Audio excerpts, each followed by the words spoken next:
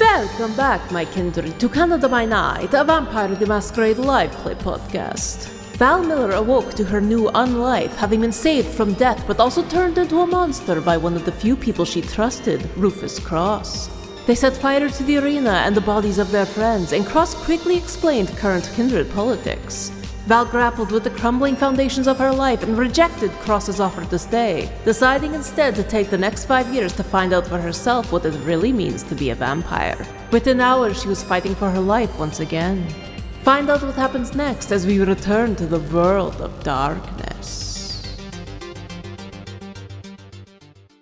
Val, Meth Head Jim has stabbed you in the stomach and then up and into your heart, and you're realizing that despite the fact damage is far away, it is still very possible that these people could kill you. Yeah. He's looking at you in shock, though, because you haven't fallen. The fuck are you? I'm figuring that out, Val says, and she's going to grab this man's hand at the knife and pull the knife out and stick it back in him. Incredible. Can you roll me a strength and I'm going to say either brawl or athletics?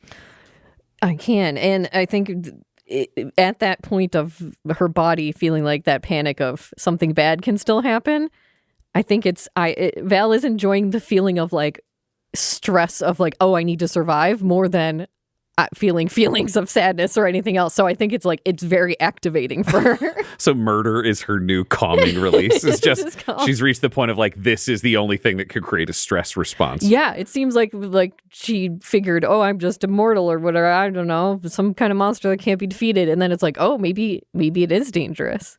But I'm curious, based on the health and all that stuff, is she able to heal the damage using the bloods? Is she able to figure that out in her body automatically or not? That's a good question. So right now you're actively stabbing him back. So let's see what that does first. Absolutely. But because of that, I'm at a 2 dice penalty because I am fully, I have my whole tracker is filled with damage. Yes, you're making a very interesting point. That's why I was asking. Because you were early at this, your body would instinctively try to do that. That's what I was thinking, yeah.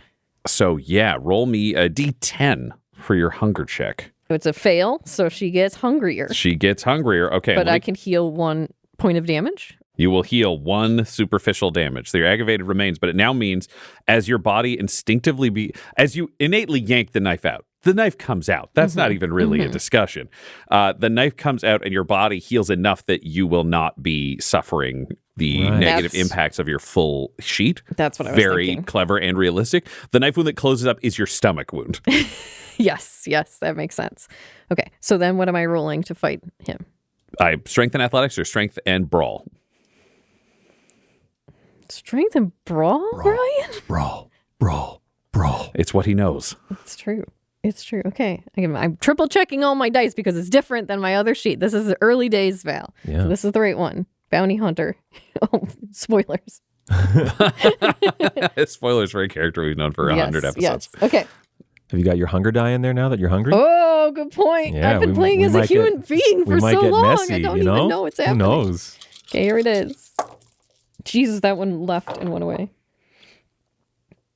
Oh, I'm so glad I mentioned it. Thanks for mentioning it. So I got, here we go. You ready, Ryan? I am ready. I got 3 successes and 2 ones and 1 one's on a hunger dice. I got a bestial failure on my first vampire roll ever. You're welcome, Val. Incredible. I'd said the beast was coming to the fore for narrative purposes, and it followed through mechanically. Can you roll me a D10? It's a 5. Sometimes the dice in this game are just like, let's do the perfect role-playing choice. Isn't that beautiful? Hit me with this. Val is overcome as the beast surges forwards to take control of her with a dominance compulsion. The blood urges its host to come out on top, to own and to establish dominance. This compulsion drives the vampire not only to excel, but to revel in it, taunting the weak and challenging the strong. The vampire makes their next interaction into a competition, using all means at their disposal to end up victorious and to rub the nose of the loser in their defeat. The vampire cannot use teamwork or perform any action that avoids establishing dominance or challenging authority. At a 2 dice penalty pool, this compulsion ends when the vampire has won and gloated over it. Great. Incredible. Perfect. And how many successes was it? It was 3, but then -2, so 1 success only. 1 success. Okay. Well, your competitor also rolled 1 success, so the knife is out in between the two of you. Just in that moment of like knife out, and it's twisted upwards, so it's vertical. There's no clear thread who the knife is, but Jim is just like, she's real strong. Jim, quit fucking around. I'm gonna name someone. Is that okay? Yeah, go for it. Sorry. Skeet, help him. Oh, fuck. Skeet's going to raise the gun and just take a shot. Yeah. Skeet is not wise. I didn't think so. That's why I named him Skeet. Good old Skeet. Val, you were in an interesting circumstance of seeing this gun come up. You could try to use Jim as a human shield against Skeet's shots if you're strong enough to move him. Can you roll me a strength and athletics? And will you use that as your defense rather than trying to dodge? Because I think it's much more, you're so strong. Yep. You don't strike me as a diving aside kind of person. No, I think moving it, especially if she's already holding on to him with that knife. Yeah, and I would think dodging bullets is not necessarily your instinct yet. No, not yet. But yeah. a human Impossible, shield. but Shielding it behind a person, you absolutely. already did it at the Brawl for It All, so it checks out. Exactly. Yeah. So that was, what, a 2 dice penalty on that? No, because you are wrestling to use somebody. So instead of a dodge, I'm going to roll contested. Gotcha. From so strength Jim. and athletics. Strength and athletics, and Jim is rolling his strength to try to not get yanked in front of this gunshot. Oh my God. What's happening? Filthy? Oh, yes. So I rolled 3 successes, 2 are 10s, and 1's on a hunger dice. So that's a messy success. See, from one end to the other, We are baby. getting just all the different delicious morsels. Vampire's back, baby. I think it is just this insane moment where you, at this point, you're trying to move Jim. You're feeling like you need to rule this gang, that you need to overcome this moment. You see the gun come up. You grab the knife. You jam it up through Jim's jaw, underneath his chin and into his brain. And then while grabbing him, you pick him up and throw him at Skeet. So the gun goes off. It hits Jim coming through the air. Jim slams into his back of this dead weight of Jim, slams into Skeet, who slams into one of these kind of display stands of racks behind him, falls down. You hear another gunshot go off, and beneath it you just hear, ah, ah, ah. Oh, Skeet. There's a growing pool of blood as Skeet has accidentally shot himself under Jim. And before you can react, you have jumped forwards and grabbed Andrew. Yep. And would you instinctively bite, do you think? I think... Here's an interesting question. This I don't think is a thing because it's a compulsion. It's under the circumstance. Yeah. Can you roll me a composure and awareness? Okay. Because I want to know, this last thing is, do you bite because the beast says to bite, or does Val have a moment of realizing the beast is trying to make her bite? Because this seems like a good, is there enough control in there question. Jesus, dice. These calm dice down. are jumping.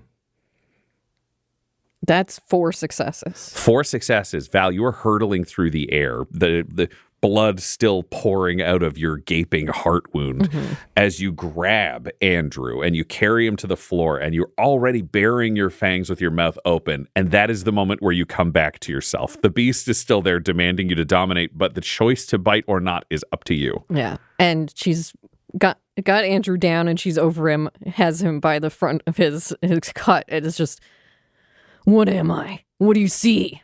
What am I right now? Just like, Jesus fuck, and he's just reaching for a knife. He's just trying to kill this meth head. And he reaches for the knife, and Val puts her hand out to his knife as he grabs it, and then she puts it down, so he puts his own knife in his thigh. Ah! Are you scared? You hear the jangle as the front door kicks in. What the fuck? God damn! Kill this freak! All right. We've got 2 more idiots coming in to join this combat. Val, can you roll me a dexterity and athletics with a 2-die penalty, because you are on top of someone on the ground getting shot at currently, because one of these guys is really not smart. Yes. 2 successes. All right, he misses completely. He like shoots his gun, misses, and then with the kickback, he fires into the roof, and then he drops his gun because he just absolutely beefs it. And the other guy is going to lunge forwards with a chain. Just be like, I got her, boss. He's going to swing. Andrew, same your pool. boys. Can I get strength and athletics? Because I think it's just, can you tank this hit? Strength and athletics, no penalty on this. Strength has no penalty. This is just hand-to-hand combat. He's got 2 successes. 2 successes also. 2 successes, 2 successes. It is a tie. So the chain just smashes against your back and you do not react. Yeah. And I think the only reaction, she's going to let Andrew be on the ground being stabbed. And as that chain hits her on the back, she's going to let it, but then turn and grab it and pull that guy towards her. Okay. And then pull him towards her as her fist comes out. Roll me a strength and brawl. Hell yeah.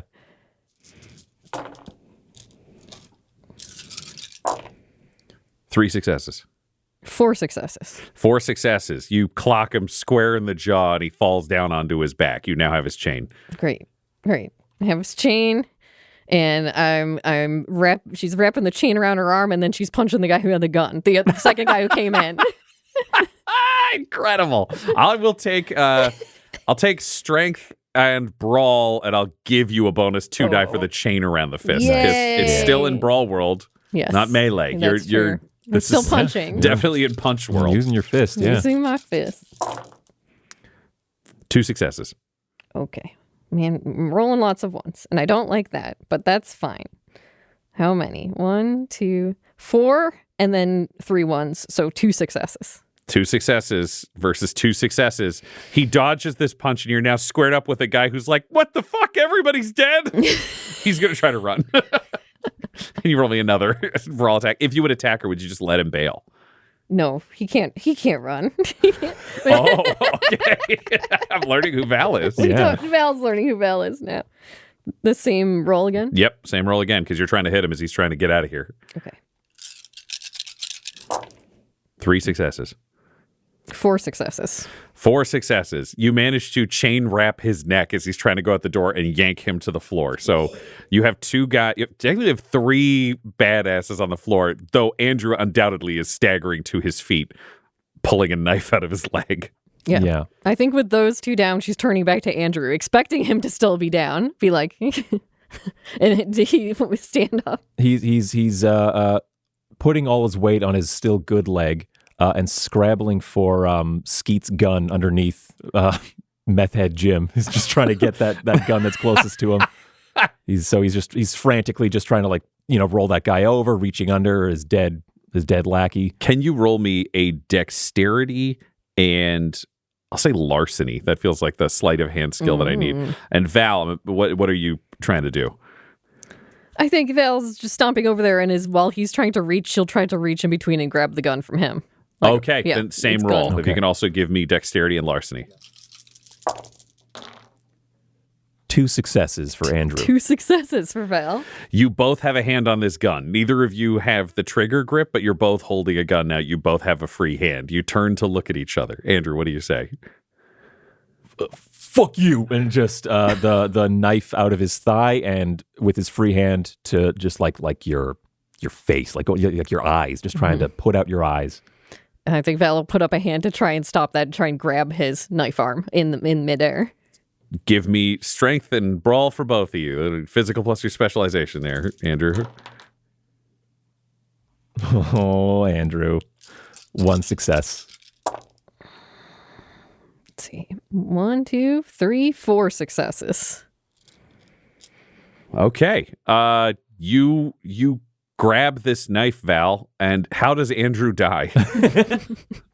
Yeah, it's the knife, and it is just Val working through this of like, yeah, what does my body do? What does it feel like? What is going on with me? And so I think even just one hand on the gun and one hand on that knife, and she's just holding him there. Be like, if he's trying to struggle, she's just like holding him, seeing for herself that she's like strong. Yeah, I think it's the thing you were maybe looking for back at the Brawl for It All, where like there's the struggling and the intensity, and he's breathing, and then it's just like he just loses gas. Like he doesn't move you or your arm an inch. You are just like, you are not moved perceptibly in any way. And just, you feel the strength leaving his arms as he's like putting all his weight into driving this knife at you.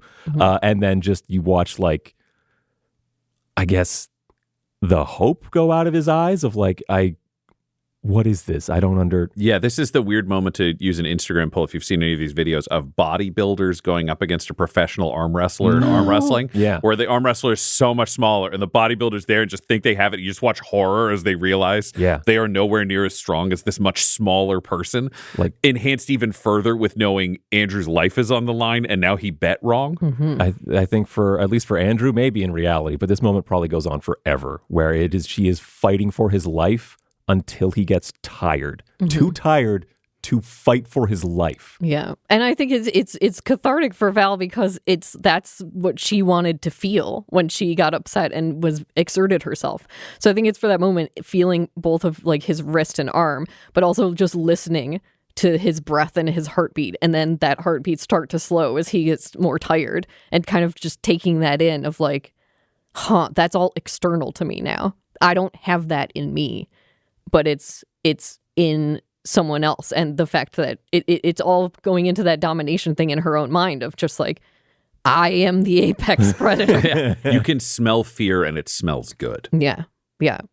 And then I think that's the moment she's like, whatever that urge before was to bite him, I'm going to let it happen now. I like, okay, I held back. I tried to figure out what I am, and it's like, okay, let's do that, because it should, even just remembering her own blood is pumping out of her chest, but then it's like the remembering of the first kill that she had and that blood in her mouth and the way that it tasted, and just goes in for a bite on Andrew. Great. Andrew cannot resist. He's got nothing left. You go to town. Yeah. You bite into his neck. It is messy. Yeah. People picture these like clean vampire kills, but you are holding his hand with a gun in one hand and his hand with a knife in the other, which means this is just raw teeth biting with full vampiric fury into his neck, almost tearing a hole in his throat. Yeah. And I guess a vampire question for you in general is like, does Val have all of her powers instantly? They came with like her becoming a vampire or not? What powers are you referring to specifically? She has that feeding that she can instantly feed on someone, and it's super fast. Train them super. Yeah. I think in my humble opinion, because I don't think Val has like leveled up, I think she's more instinctively discovering abilities she has than not. So I think this is just, it absolutely just happens. kicks on. It's a speed drain, but it's also the messiest version of it. You learn more control to be able to hide this as a vampire over time. You get better at and kind of more finesse in terms of these skills. This means you tear a hole in his throat and let the artery that you just like latch onto just power wash blood into yourself with one of those terrible cuts where they talk about where they're like, this person would have bled out in 10 seconds. He does that into your mouth. And you drink the blood. It's just the equivalent of somebody like pouring that whole like liter of beer down the throat. It's like you just open your throat and accept a full human life. Andrew dies horribly. You instinctively use the blood to heal, so you will heal all 4 of your superficial damage. Great. You now have zero hunger. And there's just blood everywhere, but it feels so good, and it also feels like there was that tension of like, oh, my heart was hurt. There's a little bit of like, not fear, but just like you're in danger, and like that all ramping back down because it's like getting the blood in the system, getting the healing. That almost feels like its own sort of release of like, I was at a point where it could be critical, and now the body's like, we're chill. Yeah, you can't see any damage. The injury is fully gone from the outside. You can feel the sting, kind of the aftershock you would feel later in the day if you had, slammed your shin on the edge of a coffee table where you've got that, you're like, the bruise is still there. Yeah. The pain is still there physically on your heart, but it's internal. Outside, you look totally normal, and it does not impede your function in any way. Yeah. Crazy. And as life leaves Andrew, and I'm assuming he drops the gun in the moment. The knife. You're holding them, so when you his body is now hanging limply down, slack, and you've got his 2 hands still held with the weapons in your hands. Yeah, and she'll put her hand up around his ruined neck and just hold him up like that, like still amazed by the amount of strength that she has to just like this is a whole person that I made meet and is now just there. This old man is still here, right? Correct. Fuck. So there are currently 2 guys on the floor, one with a chain wrapped around his neck and another been punched in the face. They're both going, oh. There's a man behind the counter as you look over, just slowly raising his hands in surrender, not sure what to do. Yeah. You are still under the beast's compulsion. 100%, because then Val is looking at this man's body, and with her other hand, like the gun and the knife are just on the ground. She's transfixed by this visceral scene. The meat man. The meat man. And she's going to take off his like vest or jacket or whatever he has. Yep. And put it on. You were wearing a Demon Rider cut. Yeah.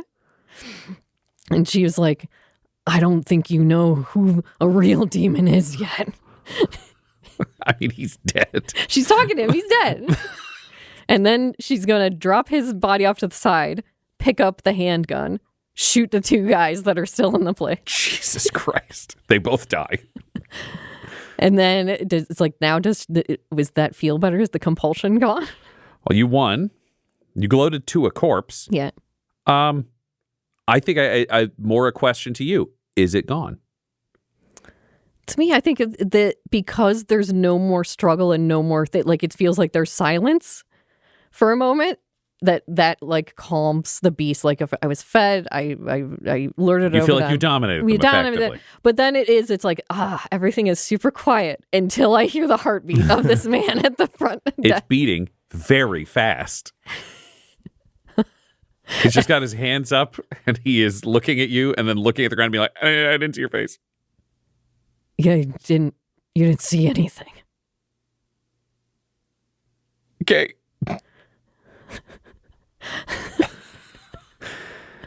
Val, this is where you come back to yourself and realize you brutally murdered 5 people in a gas station. They're all dead. There are 5 motorcycles outside that no one will be riding away from this scene. There's an elderly man behind the counter. You know he's going to call the cops. There are 5 dead people in this room. You're covered in blood. You tore one of their throats out with your teeth. Uh-oh. Uh-oh. Oh, wait. The beast has receded, fully fed. You feel physically satisfied. Yeah. But that's deeply unsettling. Yeah. Yeah. Val did not mean or want to kill all these people. Necessarily. Well, I think she wanted to. It's part of her wanted to. And she's trying to figure out what to do here because this is more of that in between. And she looks at the guy behind the counter. Get me a coffee. I gotta roll.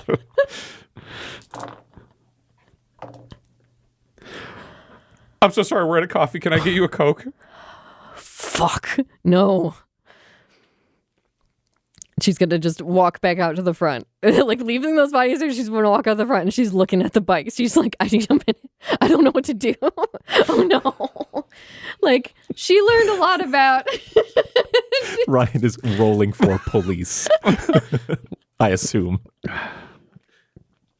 Okay. But you don't know what that's about, but I do. Continue. Yeah. It's just taking a minute because it's like she learned a lot about running and hiding and training and how to like steal things and not get caught. How to hide bodies was not really on like the dad's to-do list in the same way. Correct. She knows you could dig a hole real deep and put him in there. Yeah. But yeah. She's just thinking like, how do I fix this? And then walks over to the gas pump. Just like, I only have one solution for this that I learned today. We have to burn down the gas station. Okay. You see, How as much you begin, time has it been? as you begin spraying gas. I mean, you've been a One vampire for gas tank of time. about 90 minutes. You went from 0 kills to like 8 people. You burned down a house. You killed 5 more people. It was an accident. And you're doing a 1-person version of that Zoolander scene of just Yes, spraying gas all 100%. around you and into this building. You hear the old man go, "Oh shit!" the moment you start, and he's booking it out the back of this building. That's fine. We were leaving this place. Can you roll me a wits and awareness? I can try. I can try. You have no hunger right now. You drained a man to death. Thank you. You're so used to the New Haven no killing people. Yeah. You're I killing know. people right We now. carry hunger with us. Yeah. Ooh. It's 3 successes. 3 successes. You see that there is a small farmhouse in the distance amongst these fields. It's about 3 minutes away. He's clearly running towards that house. Great. There's probably a phone in there, but you just know he's doing that. I'm just telling you. Great. Great. You're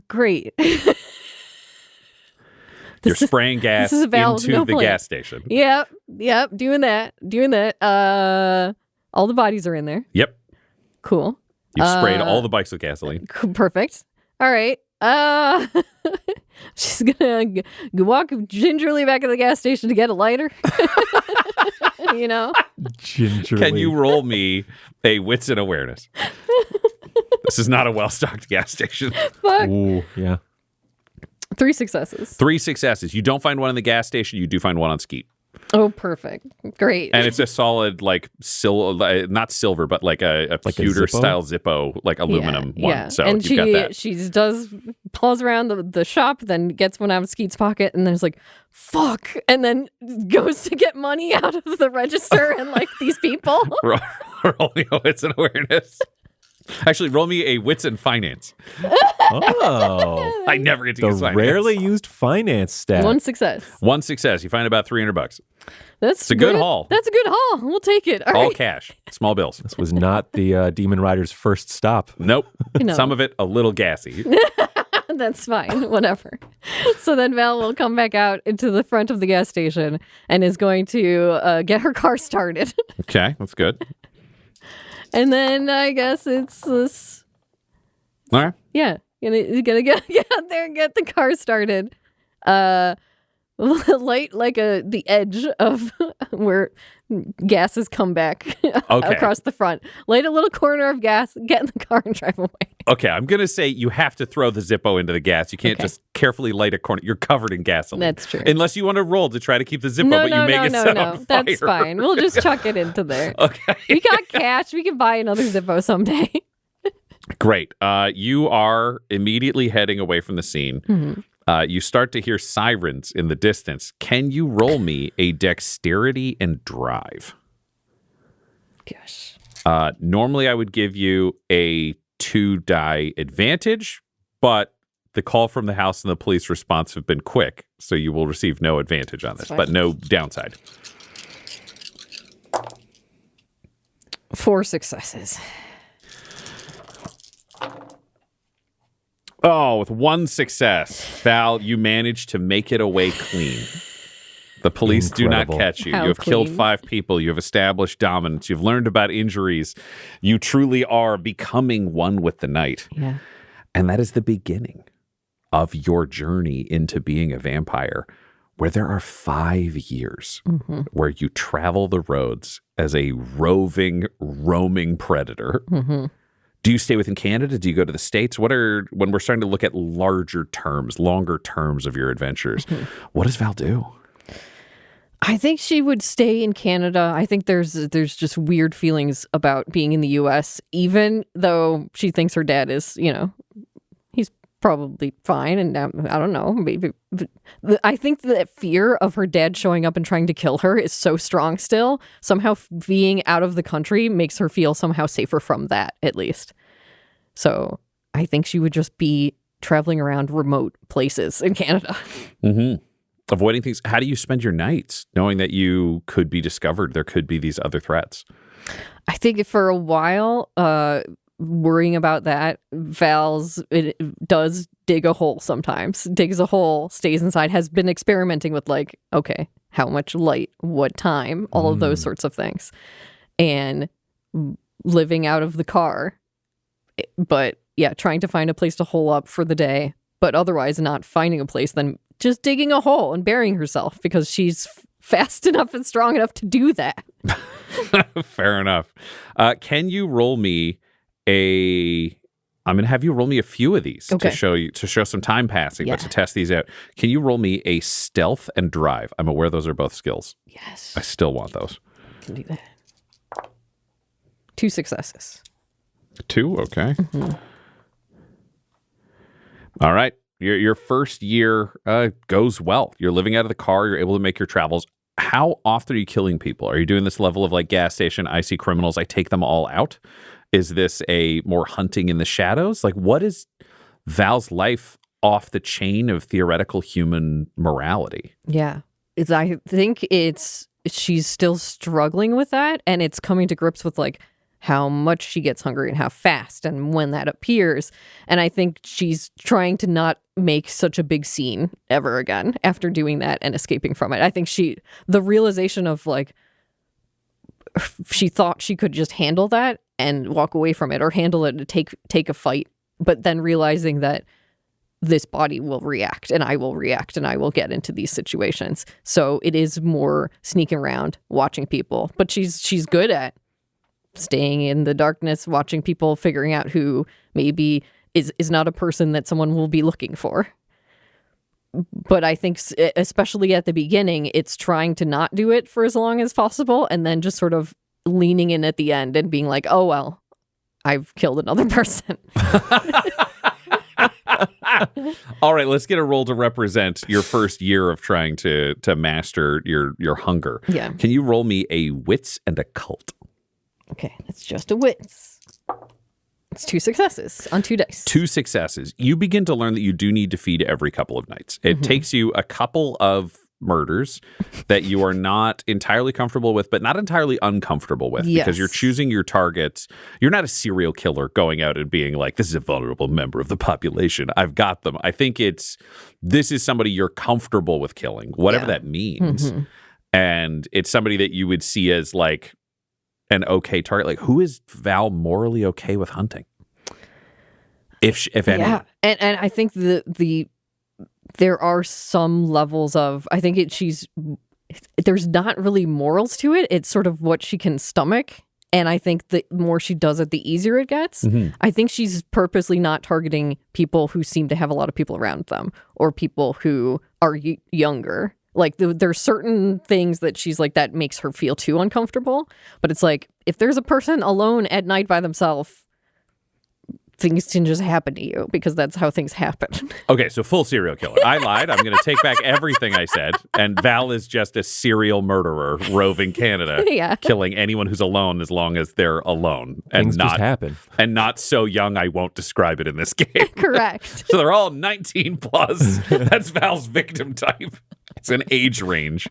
Can you? So you realize you can pull back from killing. You start to learn that kind of control. It's not always there, depending on how hungry you are, but you're realizing like, oh, keeping the tank pretty full lets you have more control than when it's not. Can you roll me a composure and insight?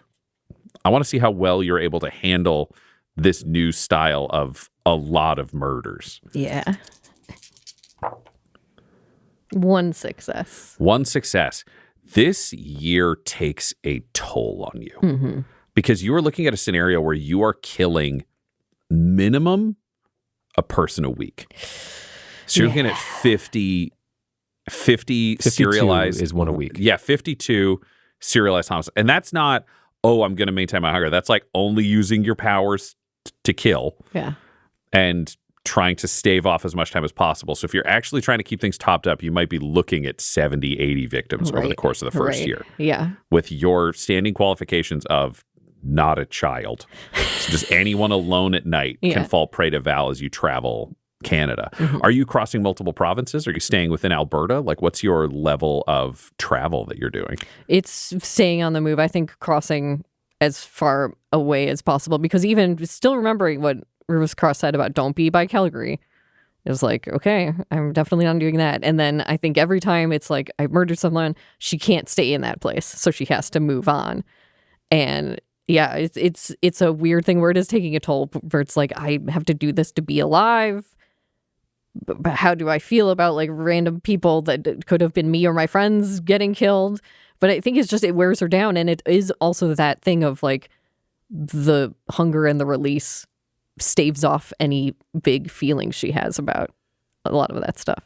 It's necessary. Yeah. It's in the addict zone of when you are chasing the high or enjoying the high. then you aren't as haunted by the things that you're doing. But you're also looking at this level of violence and this level of death that you are carrying with you. And one of the things that gets talked about by people who talk about like early violent crime in their life, there are these moments where you know you are going to do something violent to someone and they know you are going to do it and they are scared and you feel gross doing it and you do it anyways. And that is the state right up until you were feeding. Yeah.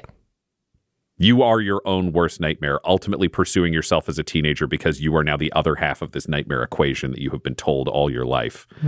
And you're seeing how true it is. And in this variety of targets, you're realizing that, like, no, they don't stand a chance. Yeah. If they had trained their whole life, they wouldn't be alone right now. Yeah.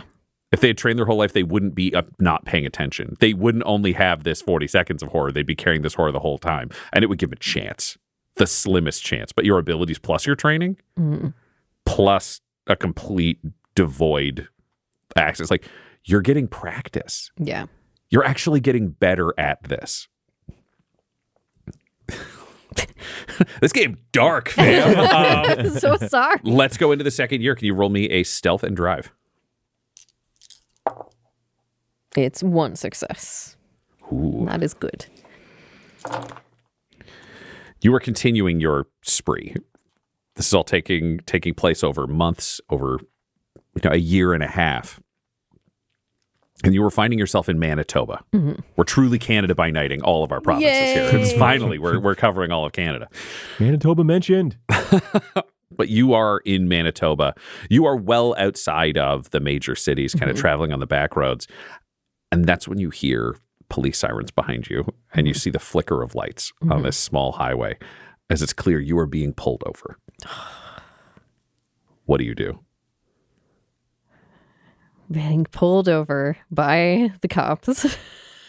And what is the road? Are we rural out here? Rural 2-lane highway. Yeah. All right. So, It's winter, so it is snowy out. all right. Very snowy, very cold. Great. So Val will just pull over. And I don't know, it's another thing. Has she learned how to look like a person? Have she learned to do the blush of life for Roll me a wits and occult. All right. Nope. You have not. All right. So spooky vampire Val. Have you given up on your appearance? Are you like blood covered? Are you still the demon? What does Val look like on the road? What is the car like? Yeah. I think Val has not been taking care of herself, let's say. She does not look great. And the car also does not look great. I think at some point, because it's like, this is a bright blue car. It's kind of hard to miss. She has flat black spray painted shittily the car. Okay. And she just has her clothes are very eclectic. She's still wearing leathers and t-shirts, but it's like she has not gone shopping. She's mostly taken clothes off of other people or things that she has stolen. So Yep, and you're not bathing regularly, I would imagine. she's just on the road, out and about. Yeah, so you're street punk grime Yeah. driving this spray painted car in rural Manitoba in the winter, and you pull over and stop. Can you roll me a wits and awareness? With my hunger like today. Roll me 2 rouse checks. Right. Fail. You have 2 hunger. That's not good. Come on, fail. 3 successes. 3 successes. You're able to see that this is an RCMP vehicle, Ooh. which I think you would have some familiarity with Canadian police, maybe. You'd follow the radio, I think, as you were traveling around, so you'd have a rough idea. So they're the equivalent of like the FBI in Canada. They are our kind of national police force that takes place here. So not a local cop. You know they're going to be a little smarter than the normal kind of rubes you can talk your way past in a small town area. That's bad. An officer gets out of the vehicle and makes his way up to your vehicle. Officer Marcus Safe. Officer Safe. What do you do? You've got access to the loudhailer on your vehicle, theoretically, if you want to use that. You can just go up to the window if you want to do that. However you want to play this. Yeah. I've given you the information you know on Yes. a note that I've passed you. Yeah. And with that information, spotting this this vehicle, would I be able to radio the station? Absolutely. Yeah. So you don't hear this, but we're cutting to the car behind you, and there's a radio into the station. My police officer radio jargon is awful, but You could say what the equivalent would be. Yeah. Yeah. Basically, the equivalent of like this is Officer Safe calling in. Come on back. Hello. We hear you safe. Go right ahead. I think I got a hit on that that vehicle linked to the quadruple homicide outside of Calgary. Jeez. Backup and support are on the way. Should be there in 10 minutes. Thank you very much. I'm out here on Rural Road 6. All right. Yep. 10 minutes out. Suspect is considered armed and extremely dangerous. If you can keep them there, that's great. Just don't risk yourself any more than you have to. Roger that. And he'll step out of the car. Val, you've pulled over and cut the engine, or Car is running. Car is running. There we go. Okay, so would not step out of the vehicle then. Actually, he would get on the loudspeaker and say, "Turn off your engine." I was going to say your partner, Elizabeth Maddox, is Okay. next to you in the vehicle. She's a junior officer, so this is supposed to be a training run. It's a rural community. There's not a lot going on. Yeah, She's not super capable. She's just like, oh, man. it's okay. It's okay. We're just playing for time here. Don't need to be heroes. We're just waiting for backup, and we can all handle this together. Okay. Just keep cool. Cool as a cucumber. We don't want to escalate. Exactly. Okay. Turn off your engine, please. Val, you hear this through the loudhailer. Yeah.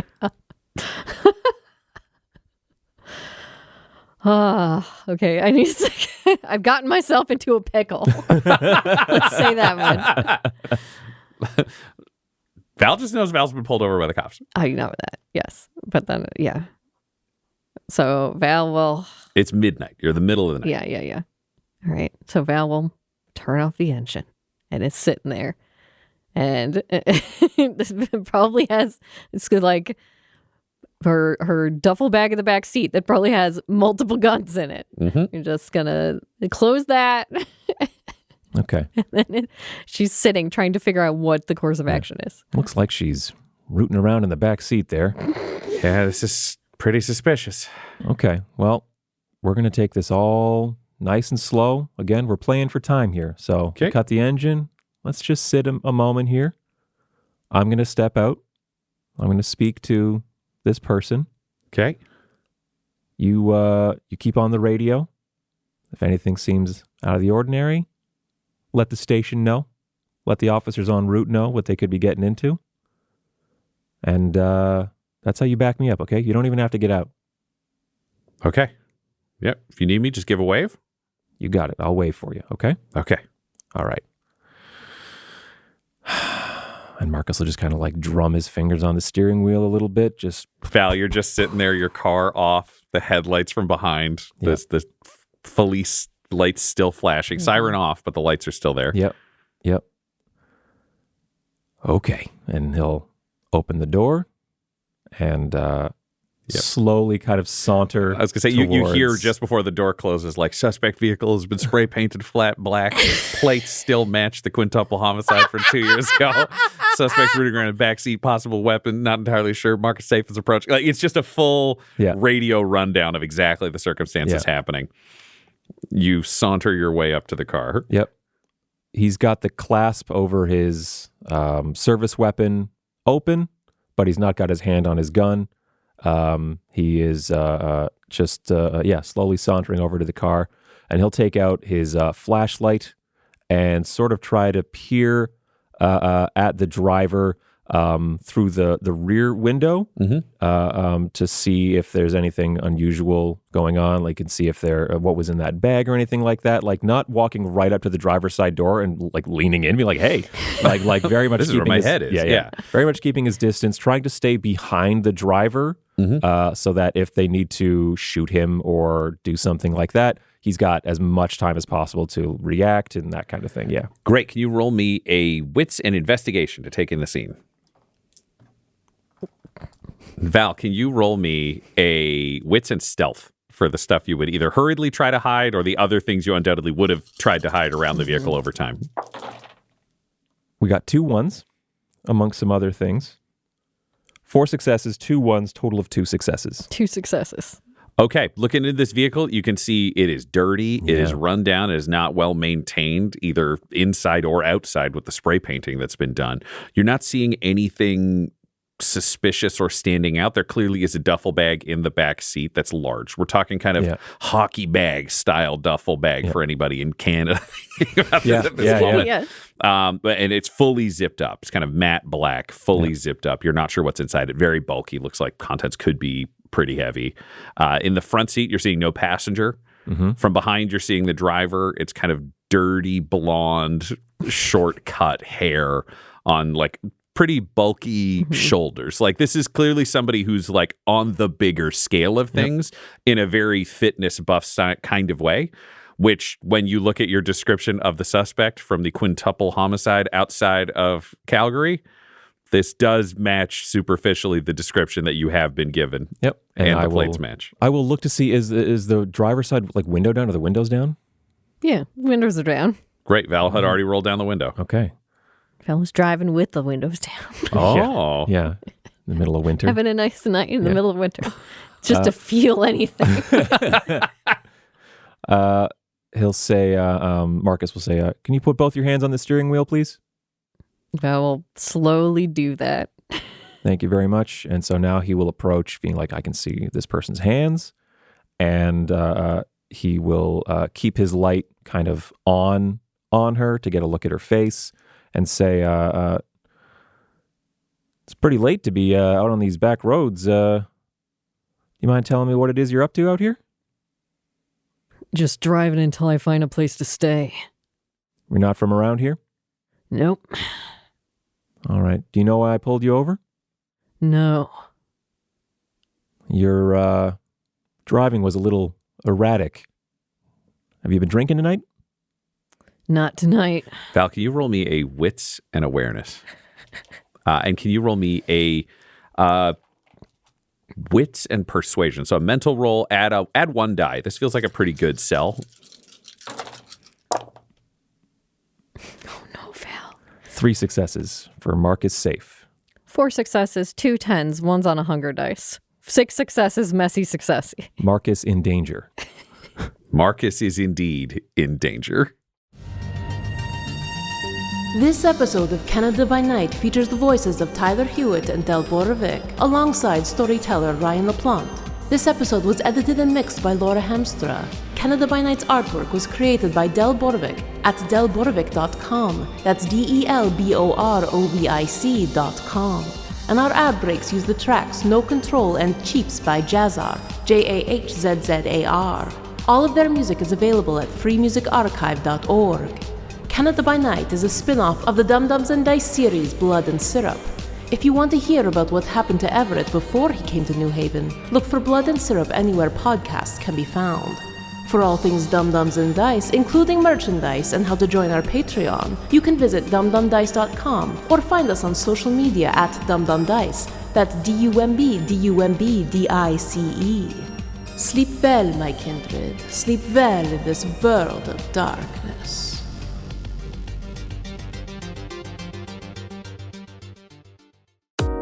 Dum Dums and Dice has to give a special thank you to the supreme beings of our Patreon at this time: George Dolby, Gavin and Abby McDonald, Fire Unfriendly, Grandma Likes D&D, Alan, Stabby Stranger, Alarain Okapi, Madre de Gatos, Mithrian, Garbo Ape, Sam Schaefer, Waffle Marine, Dia De Los Hoodless, Squishy Werewolf, Remy Funky Head, Accent Therapeutic Services in Florence, Kentucky, Lael, Jordan Oliver, Richard Wright, Brittany Fenwick, Megan Werner, A Man Out of Time, Curtis at FingerTechRobotics.com, Panda24NN, Shendra D, Your Homeboy Bones, Ellis Hatch, Odigenous, Kaikoa, Squire Solaire, Sandy Sassy Pants, Amira Lockhart, James Molina, Nick Hemsing, Alex LaFountain, Mickey Blake, Seth Cambron,